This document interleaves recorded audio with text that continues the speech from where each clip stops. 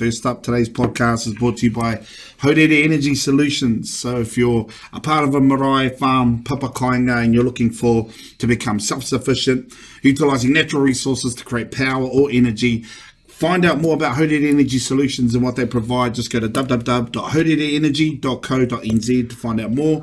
It's everything in terms of self-sustainability, from wind to solar, geothermal. They specialise in micro-hydro systems. If you're keen on a desktop assessment, email info@haurereenergy.co.nz. Today's podcast is also brought to you by Mo Media.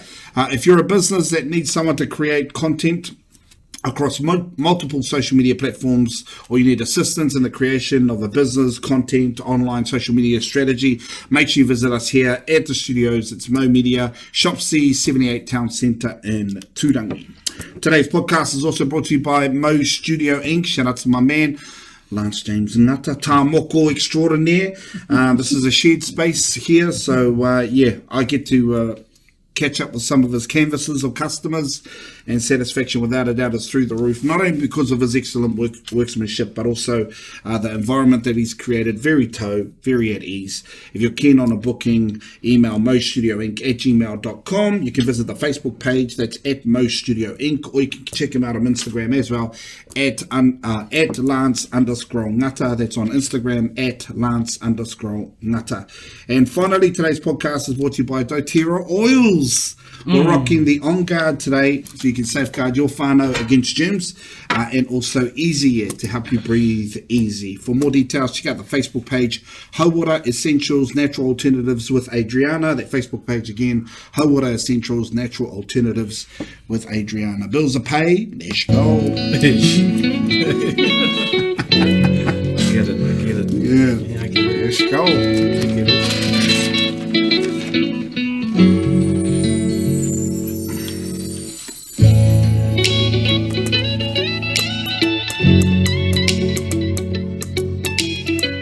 Is that him playing too, bro? Yeah, man.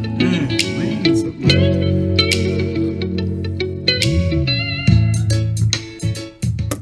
Lance James Ngata, welcome to the show, my brother. My brother, mean. I actually just wanted to start by, I've never actually spoken to you about this, bro, but the name Ngata obviously comes with a lot of prestige, bro, with Tāpirana Ngata. Everyone knows who Tāpirana Ngata is. Having the Ngata name, bro, did you ever experience an era of expectation, bro? I think so, for yourself personally? I'm quite nervous now. Nah, yeah, bro. Yeah, for sure. I don't know. I think because I did some of my growing up in Australia and I had that Ngata name, they called me Ngata whenever there. So it was kind of like a... I didn't really see... I knew that, we about apirana and stuff like that.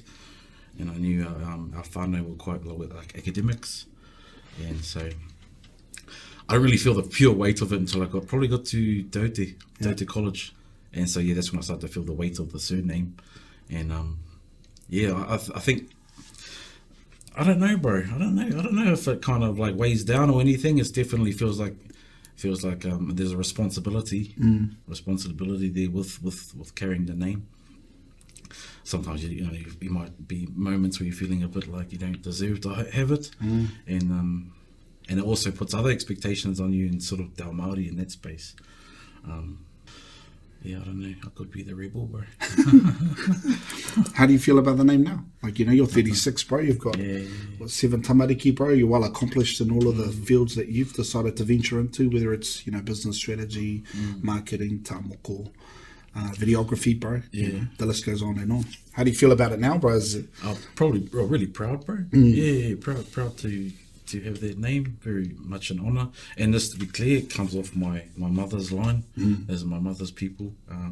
She's a very strong woman, hence the reason she never let my dad have my surname, I guess. She from birth. She was very, very stern in his decision, and it said that I was going to be a Ngata. So, but yeah, these days, my kids know that whakapapa too. They've grown up in it, and they understand where their name comes from, and so a lot of our have a lot of girls, bro, and they all carry the Ngata name, and I'm not too sure if they're going to cross over to any other name. So, you know, it might be one of those hyphenated names, bro. I don't know. Bro, let's dive into that, bro. Tamariki, obviously, we're both parents, bro. I've got 3 beautiful tamariki, but, you know, where you hitting, bro? And I think I could name them all, but I'm afraid I might miss one because, you know how terrible I am with names, bro. So. So 7's the number, bro. 7's the number in terms of tamariki. One of our babies resides in Rotorua, and the rest of them are under our roof. But yeah, we all come together on the weekends, and it's beautiful, bro. All different ages. So my oldest is 17. She's my sidekick and one of my tauira for the mahi we do in Moko. And then my son, he's 15, and they pretty much cascade down from there. Tiare, she's recently turned 9. Cut that. That was Raiha. Sorry, my whāngai turned 10. one of the girls I regard as my whāngai turned 10, and Tiare hasn't turned 9 yet. Yeah, I guess you could just go. You want me to go through them all, bro? I wanted it to just go naturally, bro. Like, those numbers, bro. You try to confirm those numbers, bro. Don't tell me the ages. Bro, like, you know, I'm not mad at all because I've got 3 kids and I forget their age all the time. I'm forever being corrected by mumsy. I'm terrible. I don't even remember my kid's birthday sometimes, bro. I don't remember, bro. Terrible. Do you remember what it was like not having kids, bro? Like, do you have any vivid memories that stick out for you being without tamariki, bro? Because I'm not gonna lie, bro. Those memories are starting to become few and far between. Nah, I actually can't tell. I can't remember what it's like not to have kids because I was 17. Yeah, 17 when she was born when I was just not long turned 18, and so I was still a boy. And I can't remember adult. I'd never experienced adulthood without being a father. And you had to learn quick at that age. And we've been talking a lot around how we have evolved as parents, you know, like how strict we used to be on our eldest versus how we are with our youngest, you know. And my 3-year-old, you know, Teretai gets away with stuff that Maya, who is now 15, would never have gotten away with when she was his age. Yeah, right. You know, what is it about us getting older that what do you think the reason is behind us becoming so relaxed as parents versus when we were younger? And have you ever kind of like delved into that hine ngaro? Had a bit of a whakaro about it? I guess as we get older, bro, they say we get softer, but I think it's more like you kind of find areas where you don't really want to waste energy in it if you've seen what it's, you know, just as a young parent, you kind of like think things have got to be a certain way. And then you're quite strict to that maybe, but then as you get older you obviously think, oh no, that's actually not important, you know. So maybe it's an element of like compromise. You do get softer in a way. Like I look at my kids differently. Each one that comes along, the older I get, definitely a lot more just in the moment and just being okay with everything and less about stressing about where we got to be and what we got to do. It's just all going to happen anyway, so it's a lot more kickback, I guess, when I contrast the older and younger myself. Yeah, I was like thinking like, you know, when I was thinking of my kids, my eldest, who's 15 now, when she was young, and I remember I used to make her sit on the step sit in the naughty corner for not eating her fruit at kohanga or at kura. So she'd come home from kohanga and I'd say, you didn't eat your fruit, like, you know, go sit on the naughty corner, like, you know, and I think back to it and I'd just say, how ridiculous, like, you know, man. Honestly, and then, like, you know, the kids come home these days and they've eaten nothing and you're like, oh man, you guys are so annoying. But never would I have reacted in the way that I used to, you know, with Maya. And I was thinking, why? I was trying to deconstruct that. Why did I do that? Like, why was I so intent on making sure that she obeyed the rules at such a young age? And I think it was probably more of like, the more I think of it, the more I think it was like maybe a means in which to, or like almost like a defense mechanism, bro, like, you know, or a means in which to ensure that they you're thinking, oh, they're going to be the best kids ever if you can maintain these strict rules, you know. And then, like you said, I think the older you become, the more, not relaxed, but the more you realise, oh, actually, it's not about that. It's about making sure a tamariki always feels safe and feel secure and feel loved. You know? Bro, And then, definitely you know, and then the rest just kind of fall by the wayside, the rules and regulations. And, you know, you just want your kids, if they're crying in the middle of the night, to feel Safe. okay and Bro. toe. Yes, And, you know, and you start kicking yourself sometimes. Thinking, why did I do that? Man, that must have felt really stink at such a young age, you know? Yeah, well, I see it. Actually, when you say that, bro, I see it in my boy. Like because I would have been a lot more strict on him versus how I am with the new one. So he sort of toes the line, and how, like, being the big brother, he's real strict. I can see sometimes he's like really strict on them, and I'm like, oh man, you're being a bit harsh, bro. But like at the same time, it's like, oh no, well, that's what he knows. Yeah. That's what he knows too. So yeah. Definitely the safe thing. Like, I just want them to be okay. You know, I think it's probably too, as we get older, bro, where you're kind of going is like you're more worried about not so much what you can see, but also the emotional stuff that's going on with them. You want to make sure that's nurtured now. You're aware of it, and like the wairua stuff as well. So you're just kind of making sure that they're okay. What was the thing with the contrast between Otahi and Maya?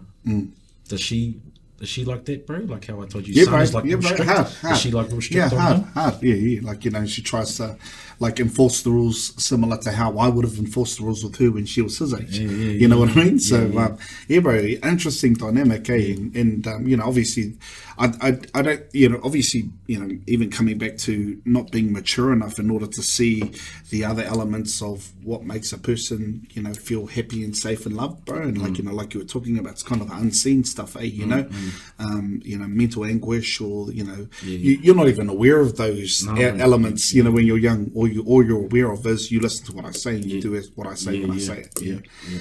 But now, like you said, you're just more aware of making sure that our tamariki grow up in a love and safe environment. Is that becoming harder, bro, do you think? Like, you know, in today's society, you know, with the inclusion of, you know, you got a lot of older people, bro, say social media is, you know, is the worst thing for our tamariki. They shouldn't be growing up with social media. They, you know, it's going to impede on their confidence. They become less social despite having a lot of friends on social media. You know, they become dependent on things like likes and comments and shares and how many people follow them and all of that kind of stuff.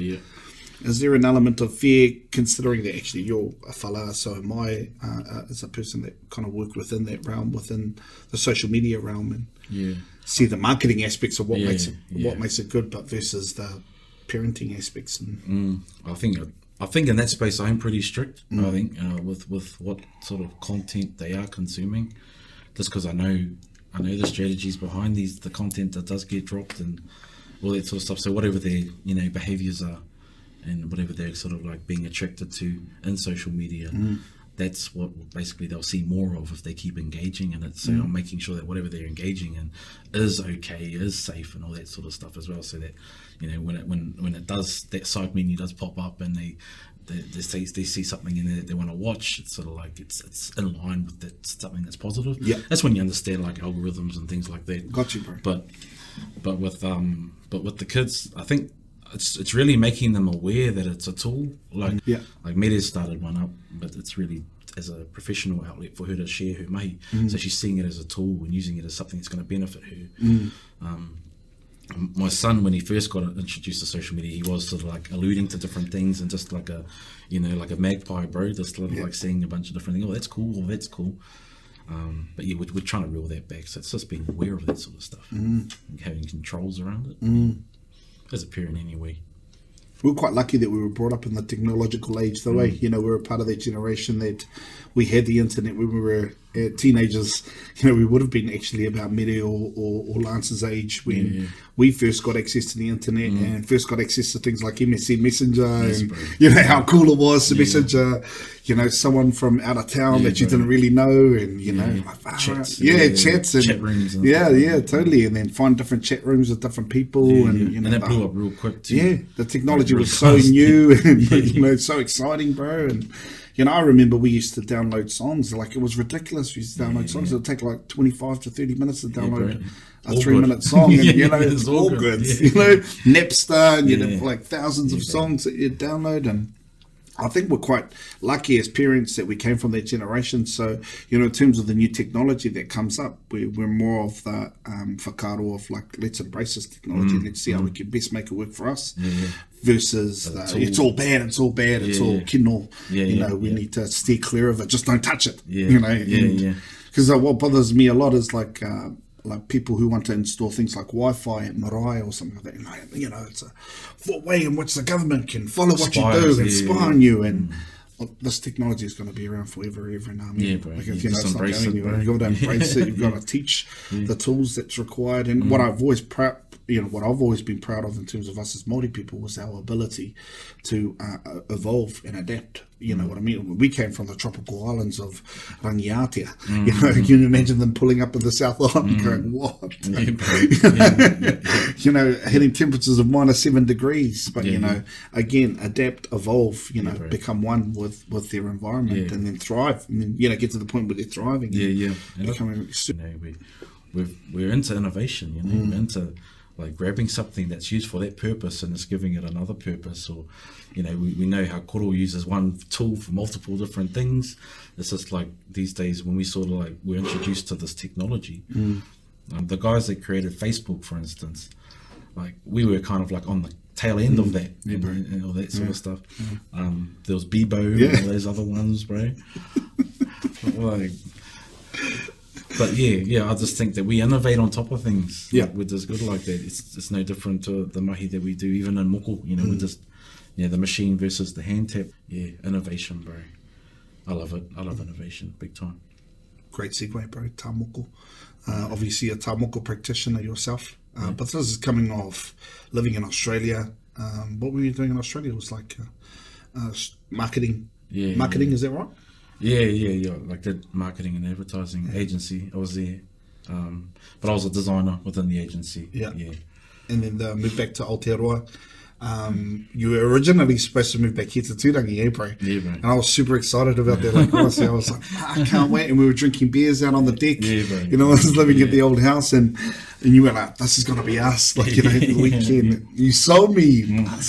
Fucking sold me, boy. And I was like, bro, this is going to be awesome. And then, like, the next weekend you came in, you go, bro, I just got accepted into Te Puia. We're moving to Rotorua. I was going, you fucking can't. Like, you know, far out. And then, so obviously the whānau uplifted and moved to Rotorua to work at Te Puia. But you did obviously carving and stuff like that. Is that where that desire or that want to get into tāmoko? I think it was originated. I think it was more activated when I was with my time at Te Puia. It sort of took me back. Like I originally got into toi Māori or Māori art. Actually, not long after I moved to Turangi, bro. Like originally, and that was when Auntie got her kauai done. Who was so Auntie got. Was that around then? It was a few years later. Oh yeah. It was a few years later. I think I was going to Te Aute. Oh yeah. And no, I think I hadn't quite gone there. I think it was like we're like full form or something. Feels like it. Yeah. Feels like it. We're like full form, and getting dragged to the marae, and I didn't know why, and then. There was a lot of tango pūro going on, and there was like a wānanga space out of the Tuko Marae. And I saw my auntie lying down on the table and she was getting ready to receive her kauai. And I sort of saw it then, just the whole whare and the whole wairua aspect was just amazing. And I was drawn to the kaitā. The kaitā was Rangi Skipper at that time, and I knew I'd seen some of his examples of carving at that wānanga. And so I was just automatic. It was just that was the moment really where I was curious about toi Māori, so like carving and moko and anything to do with that space. So I think it was like the next day we were at Kura at Tongariro, and I was like we had art and I was like drawing full face moko and stuff like that. And so that was kind of where it started. And I went to Te Aute, and then when I was at TA and we were doing the whole Māori art thing there, the teacher at the time, Dr. Mark Dashba, he said to go and pursue design because there wasn't really much money in being an artist. At that time, there was a lot of struggling Māori artists. Wow. And so I was like, okay, so that's why I pursued design and went off into that tangent. Studied that in Hamilton, got internships there, and then got that job over in Aussie. And the rest is history with the design industry. But upon coming back and being accepted into Puya, that was really to take what I'd learned from design, but really to activate that old passion that I originally had for Māori art. And then a year later, I applied for a role to be part of the development team, the cultural development team. So it's like two entities. You've got the education side and you've got the tourism side. So the education side was they were growing their team and growing what they were doing, and they saw some of the skills that I had in design and that industry. And so I took that as a job, and across all the Wānanga, there's a weaving school there. There was the wood carving school. Then the school that I was in, the Pounamu, which was like more of an adornment school. And then I was starting a waka navigation school as well. So I was able to, through working there, I was able to sort of hop around these Wānanga and have time with different experts in those fields. Because one of my favourite stories to share is that one where we went to the prize giving for, was it end of year, something or other, with Wintec. And I think you were graduating, and we arrived, and I said, what do you have to wear? And he said, cash. And so rocked up in jeans. I was going to wear jeans, bro. Jeans and a t-shirt, bro. Rocked up in jeans and a t-shirt, and then everyone else was suited and booted. And I was like, rats. But it was all good. So we ended up having a feed and kicking back, and then we were watching everyone receive some sort of tohu, and then they'd showcase a bit of their art, and there was just like an apple in the middle of the table, you know what I mean, on a bowl, and then everyone's going, oh, and then there's some abstract art, something or other that I couldn't understand by looking at it, and then I remember your one come up, and it was like Tāne Mahuta. It was like it had like trunks coming out the sides, like separating rangi and papo, something like that. And I just remember everyone going, everyone would clap, and I was like, that was mean. But like I'm really interested to know like one of the major similarities and one of the major differences you found between studying like that Pākehā way of doing art versus the Māori way of doing art. So did you see any major similarities and how to create something, and did you see any major disparities between the two, bro? I suppose in the design school you're creating design, but like it's all through rules, all these different rules, bro, like rule of thirds and all this sort of stuff. It's like it's all geometry based, so you're working with symmetry and all that sort of stuff. So it's obviously that's all about controlling the look. And composition's all about controlling the look and using techniques like that, design techniques, to make something look good. And I guess when I switched back to looking back with that lens, or that learning, and looking back at Māori art, it had already happened. It had already taken effect. Like I was able to identify in Māori art some of those terms that were being used within Māori art practitioners. Yeah. And so like ones like... and did they have a similar background to you, or not at all, and it just happened naturally? Well, I think they were part of the pioneering groups that sort of revitalised the art form, but they used Pākehā knowledge to help bring it back. Sure. So it was a bit of both, I think. Like Cliff Whiting and ones like Sandy Absett and Darcy Nicholas, all these different Māori artists, looking at the way they use space and design like within their art. And you can kind of like see what they're doing like through just analysing the artwork. And so I suppose it just gave me a different like eye into looking at how the greats were doing it. Yeah. And their stuff looked amazing because they're adopting these techniques. Whether they had learnt it or not, I don't know. Yeah. But I guess there was no real... I think it's not until you look at carving, things like whakairo and weaving and stuff like that, where you actually see...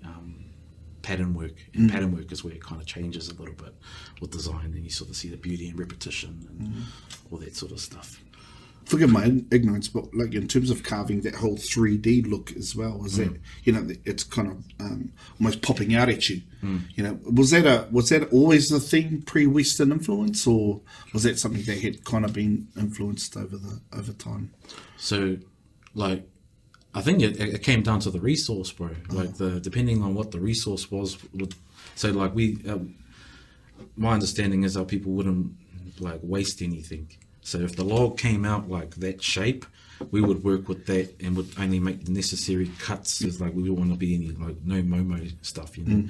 But and so like in saying that, you would see sort of like when like a whare needed to be built and they only had X amount of wood, well then those slabs would be super thin, and so you would see some really thin carvings that they were really thinking like, oh, is that the style of this area? But really the people were just being practical with the material and the resource they had. Yeah, that's awesome.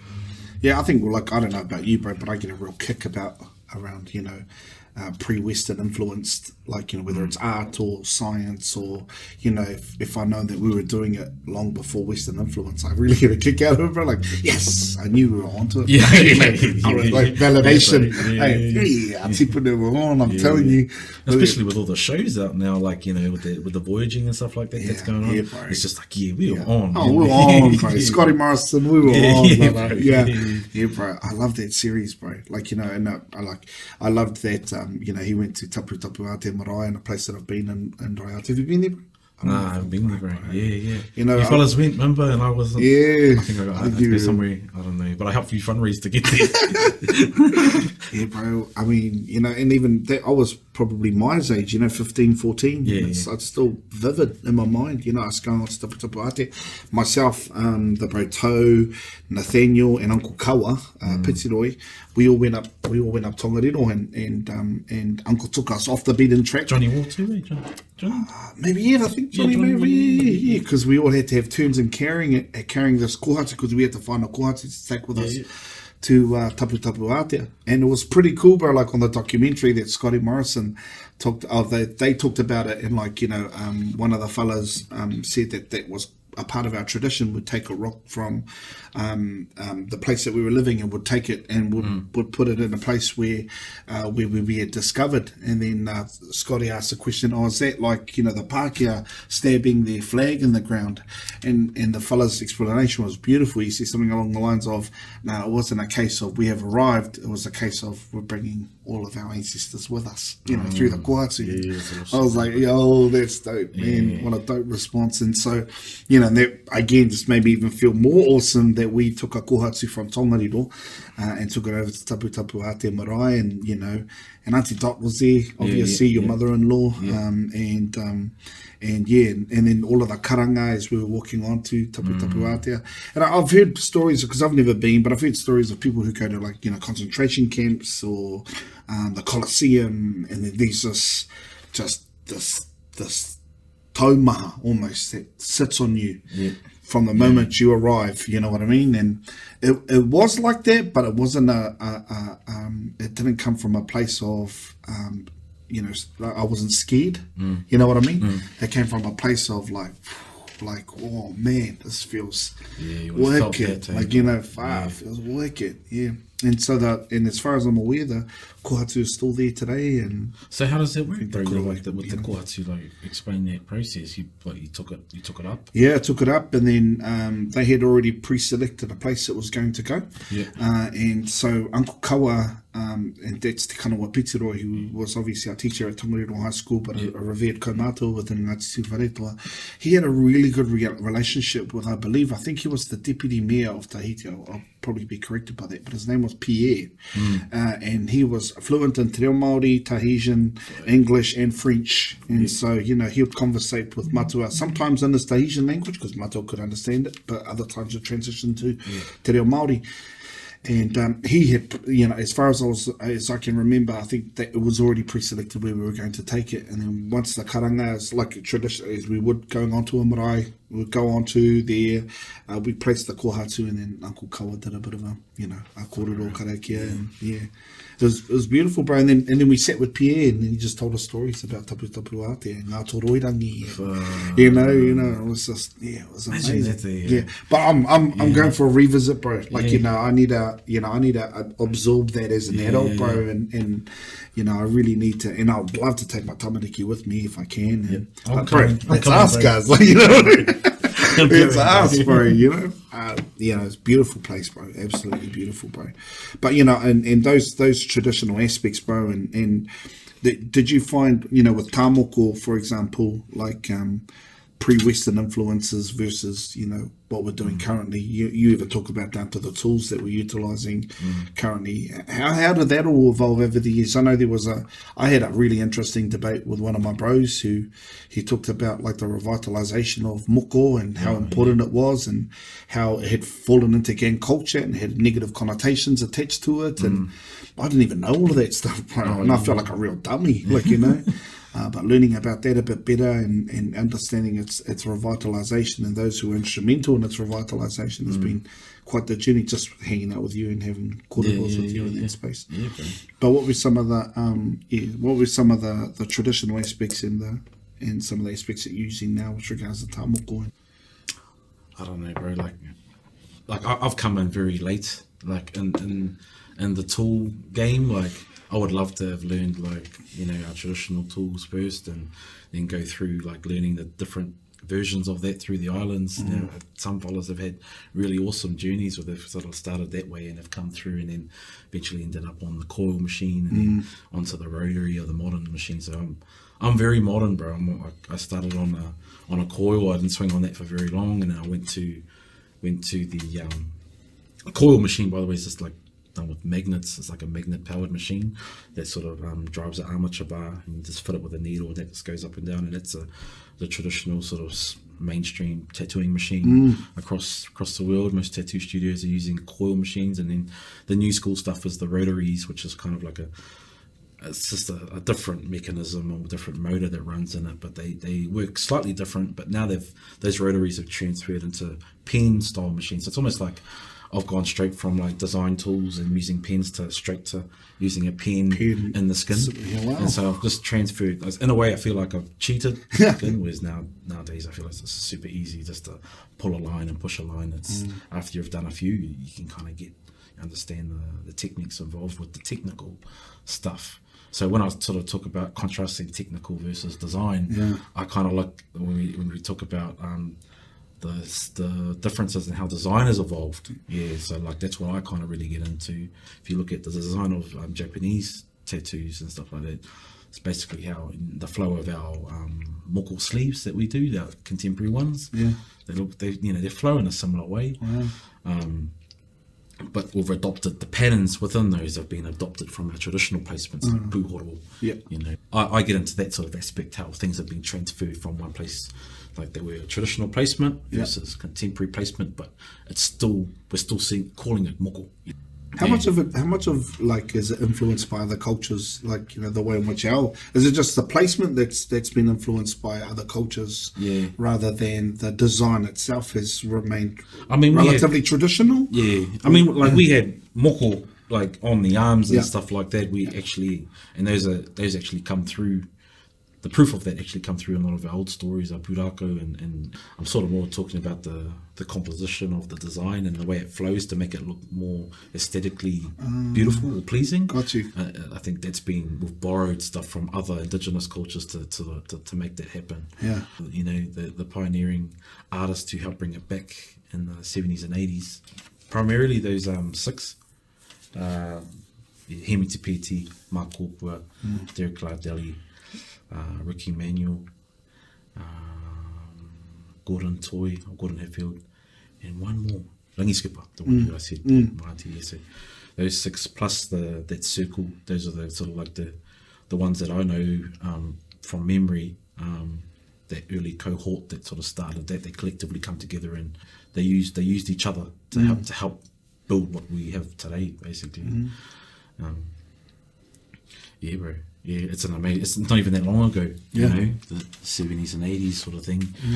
And at that time, it was super hard. Like their own people were telling them, "Nah, what are you doing? Like, leave it, let that stuff die," sort of thing, And so you can only imagine that. Like now, it's real easy for me to do more because everyone's embracing it.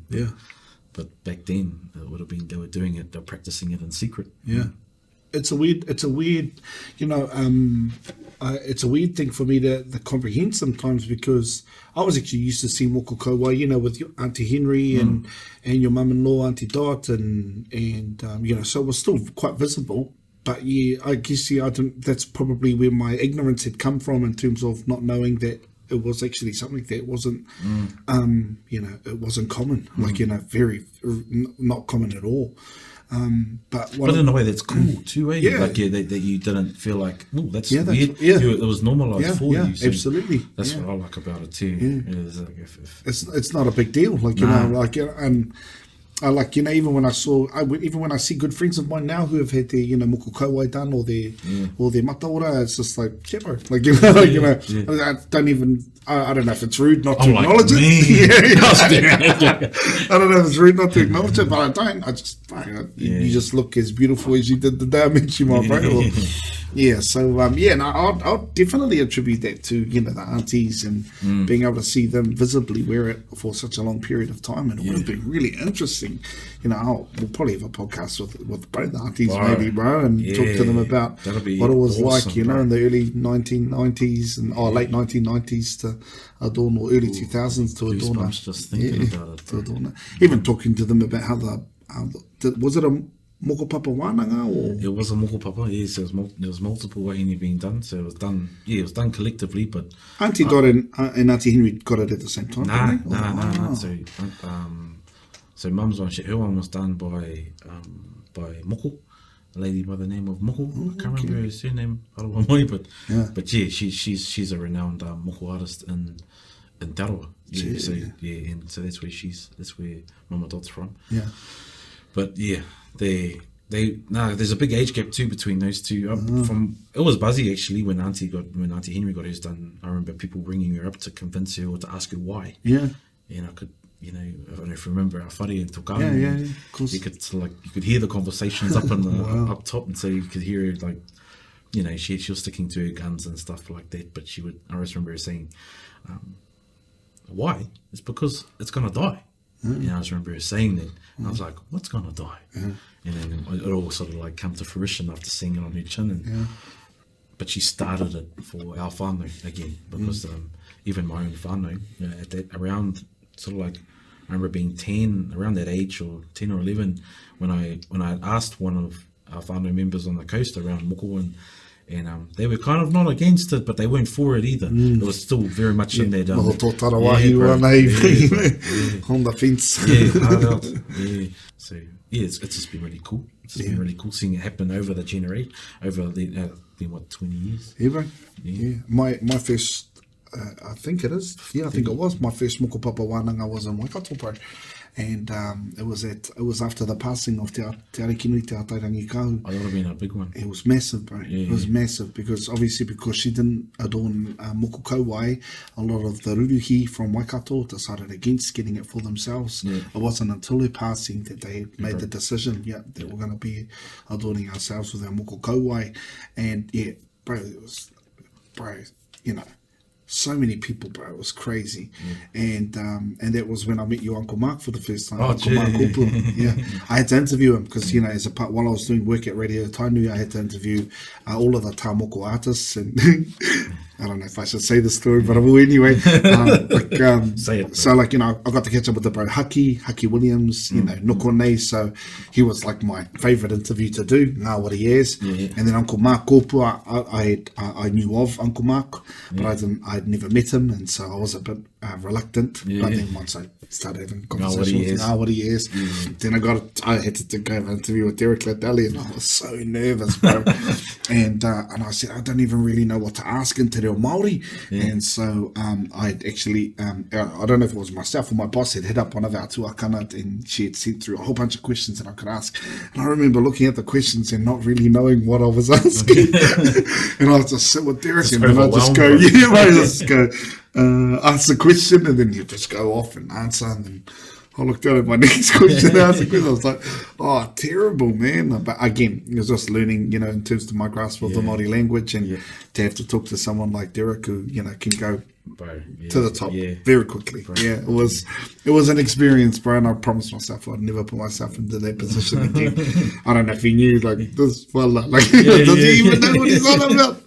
Yeah, so, bro, that was amazing. There was an amazing moko papa wānanga, so many moko kaua were done that day, and it was beautiful, bro, and the wairua was a tāhua, and the waiata, and mōteatea, and all of that, and obviously you've done a handful of moko kauai and moko papa, and so how do you feel as the artist, as the kaitā? Because as a spectator, for example, I felt overwhelmed at periods, like wow, this is so beautiful, this is amazing, and so I don't know, but for me, looking from the outside, and it's like the pressure, man. It must be. Yeah, I guess being an artist, naturally, I'm an introvert and all that sort of stuff. And the numbers, when I do get if it's a bit hectic, and there's a lot going on, you kind of. But I've just adopted what I've seen other kaitā do. Like they sometimes they'll go into sort of like a karakia state or a mōteatea state, and them and the kaiwhiwhi sort of block everyone out and just sort of go into the zone. I've seen other kaitā just put the headphones in, bro, and haere tonu sort of thing. So it's like everyone's got their own strategies with dealing with that. Definitely. When there's a lot of when I feel too claustrophobic, when people are too close, I feel get a little bit anxious and stuff like that. Just like I can't think. But it's just I guess it will come more with experience. I love the wairua in the space for sure. Like that's the thing that makes it awesome. Yeah, just being part of it and feeling like you're giving you're contributing to a kaupapa like that, because that's I don't really enjoy doing kauai, but I feel obligated to help with revealing kauai. You know what I mean? Like it's more like it's a higher purpose in terms of taking on the art form of tamoko. There's definitely an inner air of responsibility that comes with that. I love obviously watching you do kaitā and tamoko, but I think I've also really enjoyed your growth in that space, bro. Not necessarily in terms of your growth, because I've always thought you were a mingi artist, ever since we were at high school. But and so obviously everything that you do, I quite enjoy looking at, and I always find aesthetically pleasing to the eye. But I've really loved your journey in terms of how much you've grown as an individual, bro. Even down to, being an introvert, but having to meet with people regularly and have to talk to them and maintain a conversation sometimes, when I know sometimes all you want to do is just get on with the mahi and do the mahi. But, I've seen such a growth in that space, bro. It's actually quite cool to watch, bro. And have you noticed that within yourself, bro? And are there other attributes that you've noticed have grown during the space of taking on the mantle of being a tamoko artist? Yeah, bro. I think I'm a lot happier. I think because I feel like I'm helping in some way. So, and I don't feel it's a selfless mahi. You don't really you're helping people through something as well. I think I've learned to embrace the challenge of when they come with this challenge for they're putting basically a wero across to you to design this for me, whatever they want to be in it. And so that's kind of where I go to. I get excited about the design process. So I think I've had to just channel my insecurities around not being introverted or whatever, and channel them into the positive stuff. And I think that's part of that growth of moko too, is just being around changing myself and being a bit more open to other stuff. Not cause when you're an artist, bro, you just kind of this is what I'm doing, this is my music, and you just sort of do it like that, bro. And whereas in the moko world, I feel like everything you're open, everything's open. Everyone knows your business. Everyone go to New World, bro. You're getting hit up in a couple of times, just going to get a bread, bro. And you're having conversations with people a lot more. So I think it would have been teaching too. Teaching kind of helped me bridge into moko just by working with tauira and teaching like a class of young, passionate students who are keen on like learning more about art. I think that definitely helped me kind of like break down all these kind of things around talking and being a bit more social. But now I love it. Talk to me about the healing aspect of ta, not only for yourself as a kaita, but also for those who come to get work done. The healing aspect. Yeah. Because I know there's an element of that, like, you know, some of them come with a lot of taumaha, bro. Yeah. You know, and I'm pretty sure you would have found yourself in situations where you're like, ooh, I don't know if this is the right time for you at the moment. But talk to me about the importance of that healing process for some people. Yeah, like... And some of the situations you found yourself in that space. Mostly it's around the biggest, like you get the curveball, like the curveball one, and it's sort of like, oh, I don't really know how to help, like someone's gone through something really traumatic, you know, they've experienced a lot of trauma, and they're really looking to you for something like an experience or like a piece that can help them through that time. You have to say majority of the time it's people wanting to connect with their whatever they've missed out on. Like I'll say it, they might have grown up like really in the church, and then they want to sort of like they've found they found Te Ao Māori, and they kind of really want to explore that. So they're really excited about it, and so they want to connect with it more. And so they're on their real journey, or they're on there's some sort of journey, and then they also want to embrace the art side, and they want to mark themselves with this with a tohu for that. So it's usually a reconnection journey, and they still embrace their church, their stuff, their beliefs as well. It's just that they found out that, you know, they're learning more about their whakapapa, and through that identity they're finding more out about themselves, and so that's healing. And one of the tools I'm using at the moment for that is the Mahi Atua space that Uncle Mark and Auntie Dai run. So it's like a wānanga based around that, how to have those conversations, and as an artist how you can contribute in that space as well. Uncle Mark Kopua, as you mentioned, was one of the 6 to help revitalise, you know, moko. And you have now, I guess, been privileged to be able to use him as a sounding board, and as a man that can help you and assist you, not only in terms of, you know, your tā moko mai, but also, you know, from a mental, physical and spiritual standpoint as well. Bro, talk to me about the importance of Uncle Mark and Auntie Dai and that.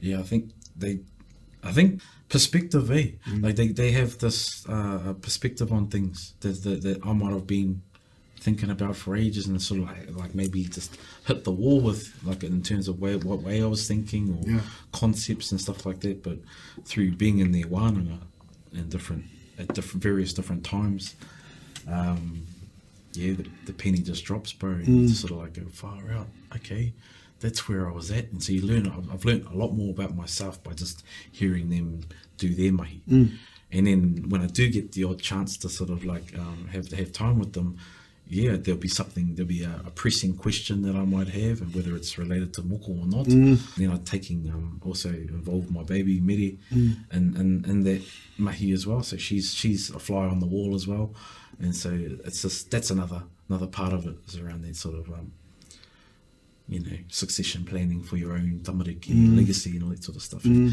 Revealing, giving them opportunities to learn stuff ahead of their time.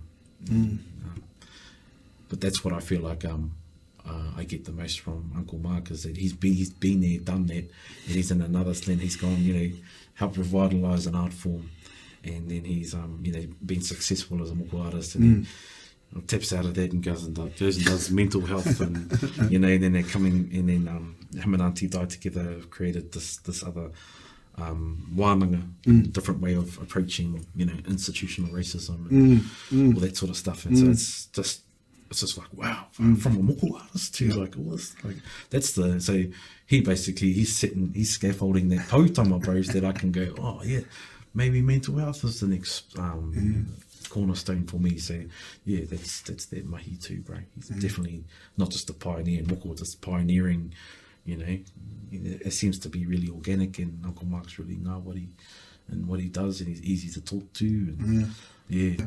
Yeah. I think we all need to find people like that in our lives, bro. Like, who are not only revered within their own respective fields, but also people who are just nobody to be around. Like, you actually genuinely enjoy their company. Like, so not only are you learning, but you're smiling, you're laughing, you're having a good time, and you feel I think everyone needs to find someone that's about that. Like, because it's so important that we continue to grow as individuals. But also, I think it's even more so important that, we're surrounding ourselves with just really, really good people, bro. Really good, beautiful people. And Uncle, just from the stories, I've only met Uncle Mark a handful of times, and just a great fella to be around. And but obviously, I tend to connect with him more through your stories and your impersonations than anything else. And obviously, watching some of the content that you've shot for the Mahi Atua. I sat in front of the computer as it was rendering, I think, and I was watching. I was mesmerised for about 40 minutes without even batting an eyelid. And me, it's quite hard for me to focus. I'm like squirrel, and it was really cool, bro. Really cool. And bro, that's all part of it. And how we're talking about innovating and all that sort of stuff, and they're up for that sort of stuff. And that's really cool. Ones of that sort of generation. Yeah, bro. They're up for the innovation move. So that's cool. That's really cool that I can sort of assist in creating a online course for them, and that's what you would have seen some of the footage from that. And so Uncle's dropping they're dropping their knowledge online. Post COVID, it's becoming more of a thing to do. So it's exciting, and as far as I know, it'll be one of the first things to be available online and in video format, So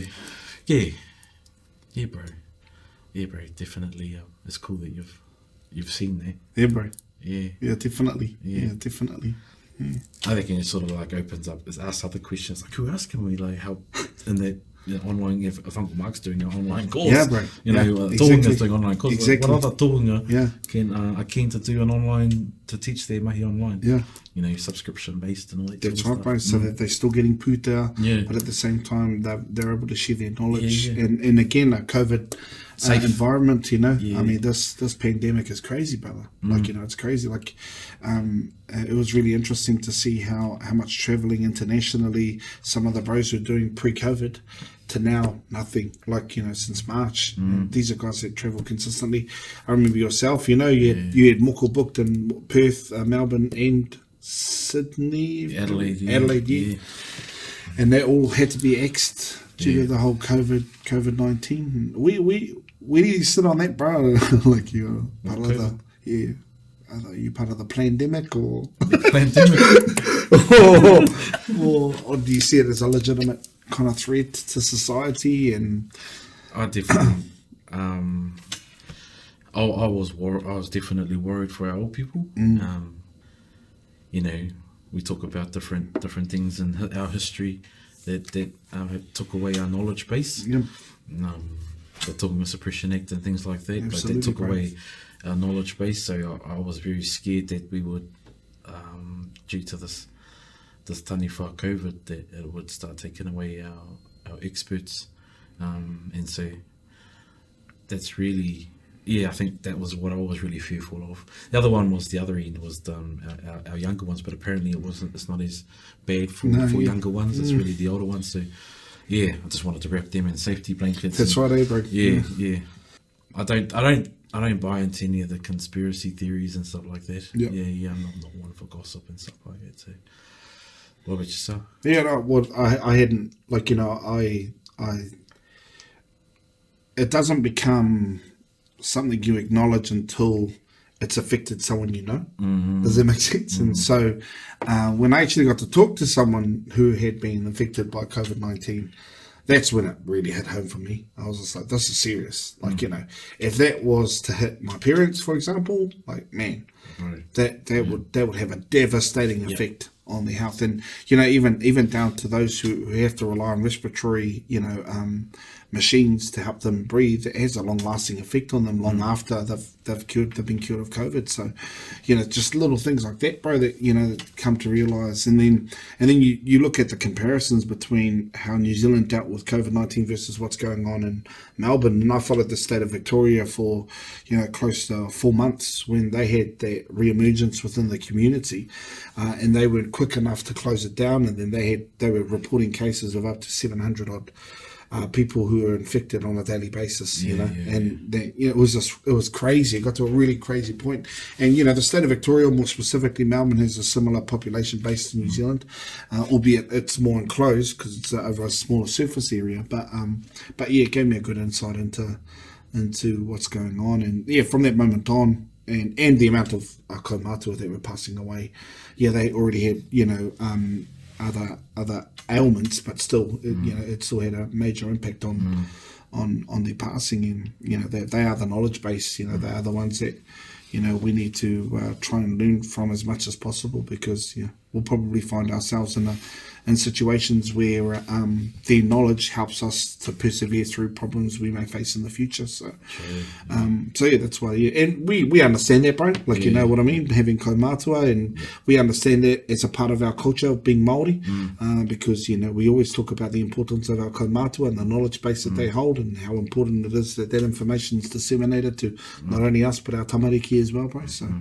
that importance of kaumātua has always been strong within Te Ao Māori, and that's why a lot of iwi took it upon themselves to look after their own.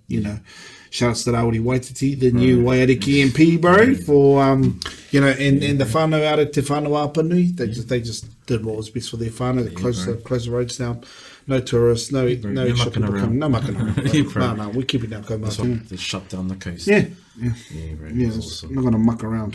So, do you think we're going to learn how to deal with it, bro? Yeah, I think so, bro. And we're very lucky. I mean, if you think of the influenza that hit us, in the early whatever, was it 1918, I think it was, or something along those lines. And, just their inability to communicate with people because the technology, wasn't there. And the technology has a major impact on our ability to not only A, communicate with one another, but also B, being able to utilize technology to help us get through, get through it all. So I think we're very lucky that this COVID-19 hit during this period of 2020, because the technology is at a point where it actually can assist us, dramatically, even down to, say, the COVID tracing app that can, pinpoint who's been affected and all of the people that could potentially be affected, and how quickly they can trace all of that information.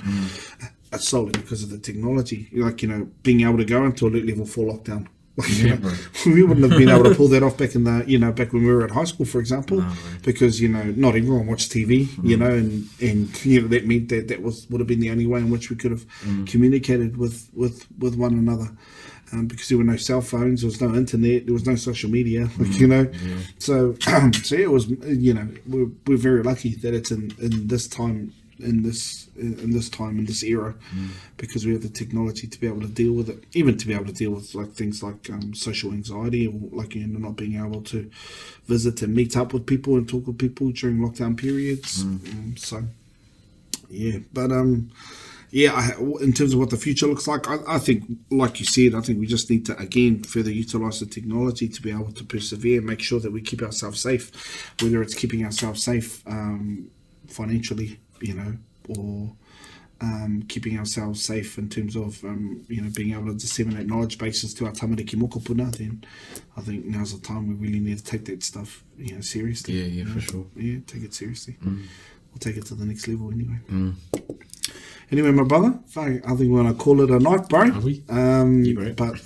but obviously, bro, thank you so much, bro. I genuinely appreciate having a conversation with you, even though it's a bit of a different format to what we used to. Yeah. It's a couch, bro. Yeah. Hey, that'll all grow and evolve with the time. But, that's cool, bro. That's cool to me, my brother. Yeah, bro. This is Anyway, this is your skill set, eh? Bro? So this is just sort of trying to, Yeah, I get it. Yeah. But yeah, it would be cool, bro. It'd be cool to see this grow too. Yeah, bro. Yeah, Absolutely, man. Yeah, absolutely. So what are you hoping to do with it, bro? Like way forward for this for the podcast. Yeah, like obviously just trying to keep it authentic, kick back, and more of a conversation than an interview. Yeah. And I think that's really important because I don't want to be just sitting here listening to you talk all day. Yeah, bro. I like to talk too. Yeah. If there's I got something to say. I want to contribute. So yeah, I like to think of it more of a conversation than an interview. But I've come to realize, and like you said, the importance of disseminating information. And I'm not big on keeping a diary, and so the podcast can potentially become my diary for my tamariki, my mokopuna, there from the age of 36 to the age of 95 or 100 when I do my last podcast. Right, they've got a timeline of still be doing podcast, bro. Podcast, yeah, bro. And the casket, boy. What do you reckon about this one, Kez? I just hope the dementia hasn't hit me by then. But I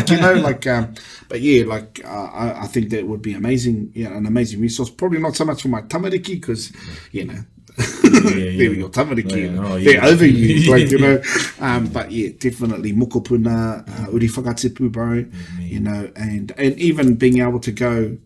I saw interesting kōrero with my great-grandfather, Karam, who had a kōrero with his mate, Lance, and they had a kōrero about COVID-19 when it hit them in 2020, and how they dealt with it. And so that would be amazing. We don't have anything like that where there may be diaries or, but it's quite hard to access. But, for me, I like the idea of our tamariki being able to go, hey, man, my great-great-grandfather had to deal with a pandemic, and this is what they did in order to survive, in order to get through. So, but yeah, tāmoko, I want to talk about everything, politics, local, hapu, iwi, kōrero, I'm all about that life. UFC, rugby league, whatever. Yeah, bro. Sports, music, I love it all. So, and like I've always said, bro, you saw me dozing off earlier before, bro. You know what I mean, bro? Sure you wanted you wanted the podcast, but something about conversations, one-on-one conversations, that, I always walk away from them with a tremendous amount of energy, bro. I saw it, bro, because I was like kind of sitting down a bit tired myself, and then